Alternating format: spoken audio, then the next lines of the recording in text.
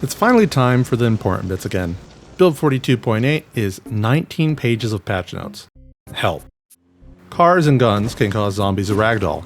You have some options to turn this up or off to help with the performance impacts.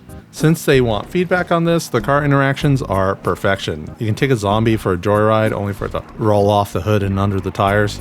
It's so good when it's behaving, and kind of funny when it isn't. Bumping into zombies at slow speed does this teleporting thing that should probably be looked at.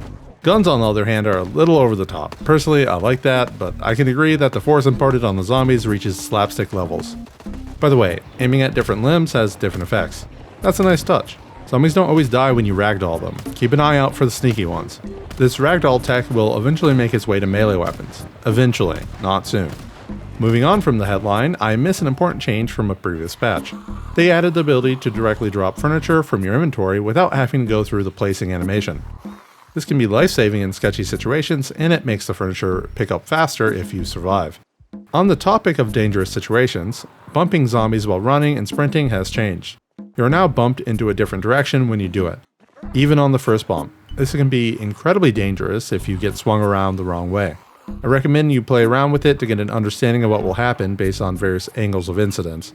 I will say, while it's a direct nerf to the bump tech on single zombies, passing through a group of zombies is kind of the same if you know what's going on. Yeah, you don't always know where you will end up, and it will get you killed in tight corridors, but in an open space, it's okay.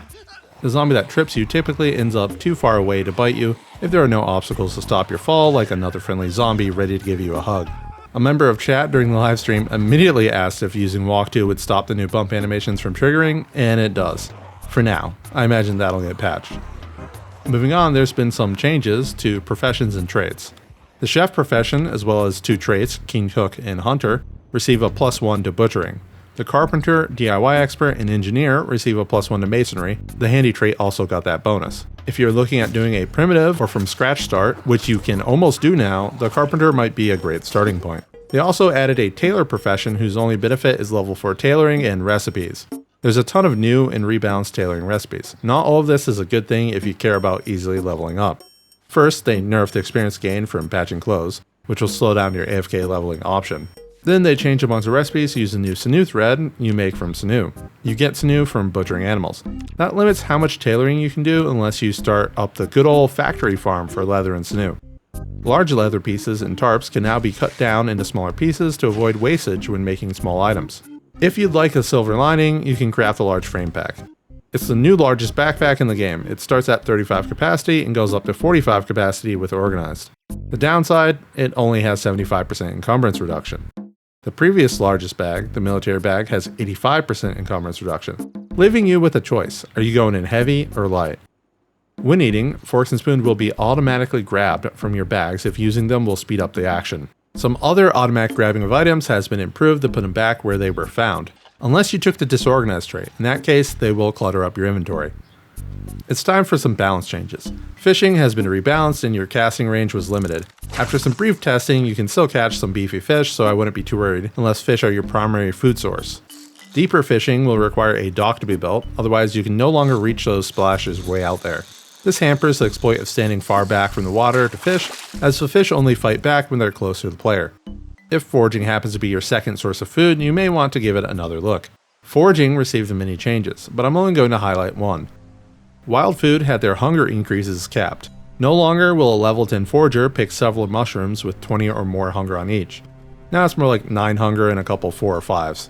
Between this and some fixes to things spawning when they shouldn't, you'll be spending longer foraging to feed yourself than before. It's still a good source of hunger reducing food at high levels.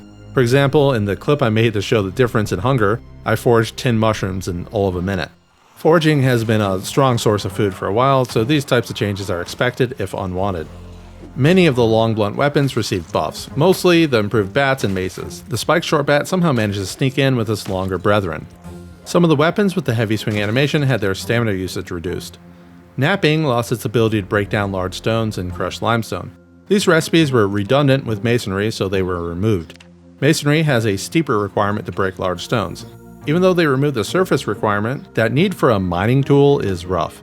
Correct me if I'm wrong, but they added those recipes to napping so people had an easier path from level 0 to level 1. Did something change, or is it just harder to level up from 0 napping again? The bug that made flat stones disappear when you pick them up was fixed. At least nappers have an easy path forward once they get up there in the levels. Now for some rapid fire changes and fixes. Generators receive sandbox options to change the distance they provide power, verticality included. Day, night, and all the weather effects now have sandbox settings that allow you to turn them off or make them endless. Some tailoring recipes were added to the recipe magazines. Tailoring has patterns now, which act as schematics with one random tailoring recipe on them. Rain collectors fill up with snow. It's slower than rain, but any extra water is welcome. Cars disappear when you are looking away from them. One advantage to this is the ability to see if a key spawned underneath. This is a bug that'll be fixed at some point. Eating is no longer cancelled by actions like opening a door or vaulting a short fence. If you do cancel eating, it should appropriately consume a partial amount of the food. This is how it worked in Build 41. Mappers have the ability to designate a building as having no power or water, even when they would normally still be functional. This is meant for derelict buildings, and they mention the burned down town as an example.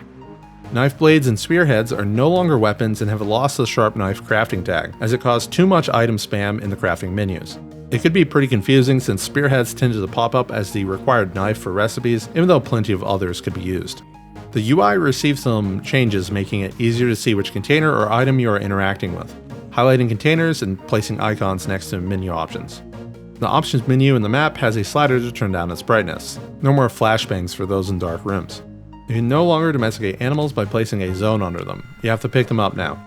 There's new wash all categories when you go to wash things. Rags are covered by the other category.